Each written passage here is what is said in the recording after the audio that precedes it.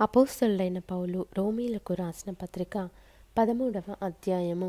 ప్రతివాడును పై అధికారులకు లోబడి ఉండవలెను, ఏలయనగా దేవుని వలన కలిగినది తప్ప మరి ఏ అధికారమును లేదు. ఉన్న అధికారములు దేవుని వలననే నియమింపబడి ఉన్నవి. కాబట్టి అధికారమును ఎదిరించువాడు దేవుని నియమమును ఎదిరించుచున్నాడు. ఎదిరించువారు తమ మీదికి తామే శిక్ష తెచ్చుకొందురు.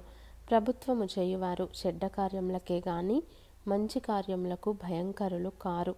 నీకు మేలు కలుగుటకు అధికారులు దేవుని పరిచారకులు. వారికి భయపడక ఉండకోరితివా? మేలు చేయుము, అప్పుడు వారి చేత మెప్పు పొందుదువు. నీవు చెడ్డది చేసిన ఎడల భయపడుము, వారు ఊరకయే ఖడ్గము ధరింపరు.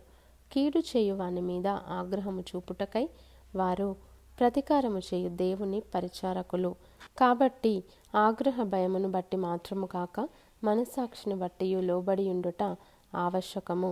ఏలయనగా వారు దేవుని సేవకులై ఉండి ఎల్లప్పుడూ ఈ సేవయందే పని కలిగియుందురు. ఇందుకే గదా మీరు పన్ను కూడా చెల్లించుచున్నారు.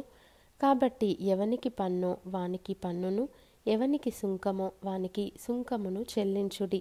ఎవని ఎడల భయముండవలెనో వాని ఎడల భయమును, ఎవని ఎడల సన్మానముండవలెనో వాని ఎడల సన్మానమును కలిగియుండి అందరికిని వారి వారి రుణములను తీర్చుడి.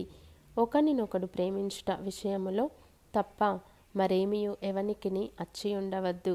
పొరుగువానిని ప్రేమించువాడే ధర్మశాస్త్రము నెరవేర్చినవాడు.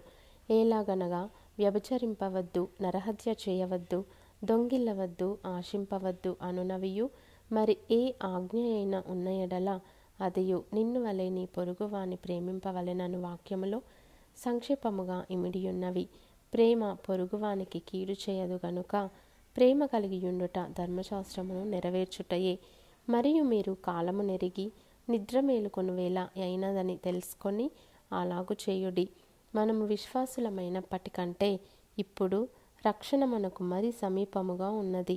రాత్రి చాలా గడిచి పగలు సమీపముగా ఉన్నది గనుక మనము అంధకార క్రియలను విసర్జించి తేజ సంబంధమైన యుద్ధోపకరణములు ధరించుకుందాము.